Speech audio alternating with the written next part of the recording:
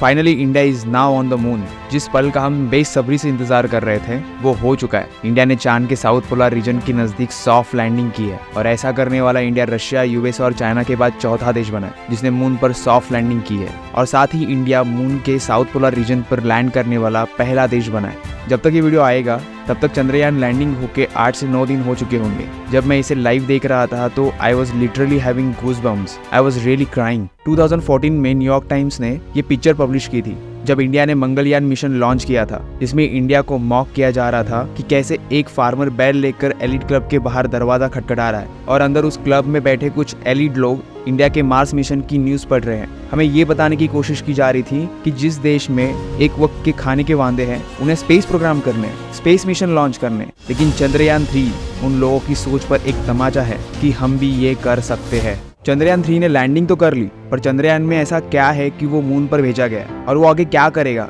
चलिए जानते हैं इस वीडियो में। लेकिन उससे पहले अगर आप इस चैनल पर नए हैं तो चैनल को सब्सक्राइब करना ना भूलें। चंद्रयान 3 मून पर 14 दिनों तक काम करेगा। अर्थ पर जो 14 दिन होते हैं वो मून पर एक लूनार डे होता है, यानी 14 दिन और 14 रातें होती है। ये 14 दिन पूरे होने के बाद चंद्रयान काम करना बंद कर देगा क्योंकि मून का जो लूनार डे होता है वो खत्म हो जाएगा। अब इन 14 डेज में जितनी भी इंफॉर्मेशन चंद्रयान 3 इसरो को भेजेगा उसके आधार पर मून के आगे की मिशन लॉन्च किए जाएंगे। चंद्रयान 3 में 3 चीजें हैं जिसे चंद्रयान 3 बना है। पहला प्रोपल्जन मॉड्यूल, दूसरा विक्रम लैंडर, तीसरा प्रज्ञान रोवर। अब इन तीनों के अपने अपने काम है जो इन्हें बखूबी से करने हैं। इन तीनों में ऐसे डिवाइस लगाए गए जिन्हें पेलोड्स कहा जाता है। पहला प्रोपल्जन मॉड्यूल जो विक्रम लैंडर से अलग हुआ मून के ऑर्बिट में विक्रम के लैंडिंग से पहले। प्रोपल्जन मॉड्यूल में एक पेलोड लगा है, उसका नाम है ship, स्पेक्ट्रोपोलैरिमेट्री of habitable planet earth. ये स्टडी करेगा कि अर्थ में ऐसे कौन से कंपोनेंट्स और एलिमेंट्स है जो अर्थ को हैबिटेबल बनाते हैं। अर्थ को स्टडी करके अर्थ जैसे ही सिमिलर हैबिटेबल एक्सोप्लैनेट की शेप स्टडी करेगा। दूसरा है विक्रम लैंडर जिसमें 4 पेलोड्स लगे। ILSA, instrument for lunar seismic activity.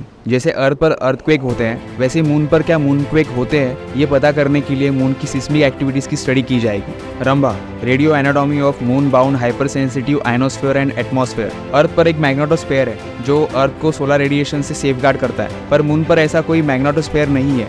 इससे क्या होता है कि सूरज से आने वाली जो रेडिएशन है वो मून को डायरेक्टली हीट करती है। इस रेडिएशन में चार्ज पार्टिकल्स होते हैं जो इस रेडिएशन से मून के अराउंड चार्ज पार्टिकल्स का आयनोस्फीयर बनाते हैं। ये पृथ्वी के मुकाबले कम डेंस होता है। रंभा इसी की स्टडी करेगा। तीसरा है चास्टे, Chandra surface thermophysical experiment. Vikram lander में ये डिवाइस मून के सरफेस में कुछ सेंटीमीटर्स होल करेगा और जमीन को हीट करेगा। इस गर्मी का चांद पर क्या इम्पैक्ट होता है इसकी स्टडी की जाएगी। मून का टेम्परेचर फ्लक्चुएट होता रहता है, ये 55 सेल्सियस डिग्री से -230 डिग्री तक भी जाता है। चास्टे की मदद से हम जान सकते हैं कि क्या फ्यूचर में हम चांद पर कॉलोनी स्ट्रक्चर बिल्डिंग्स बना सकते हैं क्या। चौथा है LRA, लेजर रिफ्लेक्टोमीटर एरे। ये इंस्ट्रूमेंट नासा ने चंद्रयान के साथ भेजा है। ये एक मिरर की तरह है। इसकी मदद से हम चांद और पृथ्वी के बीच का एग्जैक्ट डिस्टेंस मेजर कर सकते हैं। जब फ्यूचर में मून मिशंस किए जाएंगे तो वो कैलकुलेशन के बेस पर होंगे क्योंकि हमें पहले से ही पता होगा कि चांद और पृथ्वी की एग्जैक्ट डिस्टेंस कितना है, तो उसके अकॉर्डिंग प्लानिंग की जाएगी। प्रज्ञान रोवर, ये 4 पहियों वाली गाड़ी है जो मून के सरफेस पर रोवर करेगी। ये विक्रम लैंडर से 500 मीटर की डिस्टेंस पर रहेगा। इसके द्वारा भेजी गई इंफॉर्मेशन विक्रम लैंडर पृथ्वी पर भेजेगा।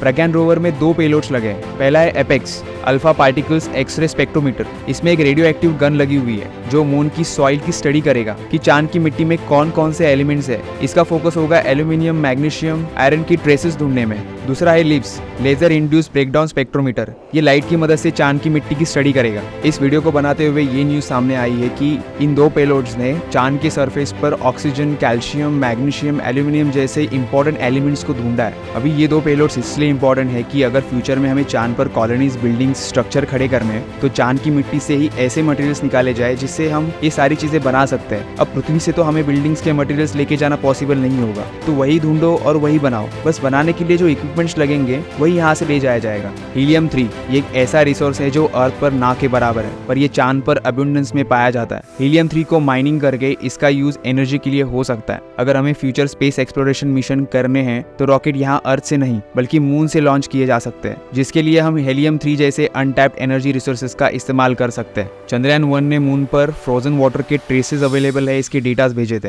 अगर ये वाटर हम यूज कर पाते हैं तो चांद पर ही फ्यूल बना सकते हैं इस वाटर से, और इससे हम फ्यूचर स्पेस मिशन यानी रॉकेट लॉन्च चांद से ही कर पाएंगे। लिए। 2019 में हमने चंद्रयान 2 मिशन चांद पर भेजा था, पर कुछ टेक्निकल खराबी के कारण लैंडिंग में सक्सेस होते होते रह गए। पर इस बार इसरो ने चंद्रयान 2 की गलतियों से सीखते हुए चंद्रयान 3 के लैंडिंग में कोई गलती ना हो इसके लिए कैलकुलेटिव प्लानिंग की थी। उसका ही नतीजा है आज इंडिया चांद पर जाने वाला चौथा देश बना है और चांद के साउथ पोल के नजदीक जाने वाला पहला देश। भारत ने चंद्रयान 3 के सॉफ्ट मून लैंडिंग से अपनी टेक्नोलॉजिकल कैपेबिलिटीज का दुनिया को प्रमाण दिया है कि हाँ, इंडिया स्पेस प्रोग्राम्स में एक रिलायबल एडवांस टेक्नोलॉजी यूज करने वाला पार्टनर बन सकता है। आने वाले समय में नासा अपना आर्टेमिस 2 फ्लाई-बाय मिशन करने वाला है, जहां वो अपने साइंटिस्टों को चांद का एक चक्कर लगाकर वापस पृथ्वी पर सेफली लाएगा। जल्द ही अमेरिकन स्पेस मिशन में अमेरिका भारत की मदद लेगा और भारत के साथ कई स्पेस मिशन भी कर सकता है। अब स्पेस सेक्टर में इंडिया को इग्नोर करना दुनिया के लिए घाटे का सौदा हो सकता है। चंद्रयान 3 के सक्सेस से इंडिया को बहुत ज्यादा इकोनॉमिक फायदा होने वाला है। इंडिया बहुत ज्यादा रीच होने वाला है। आज इंडियन स्पेस सेक्टर $8 बिलियन का है और 2040 आते आते ये $40 बिलियन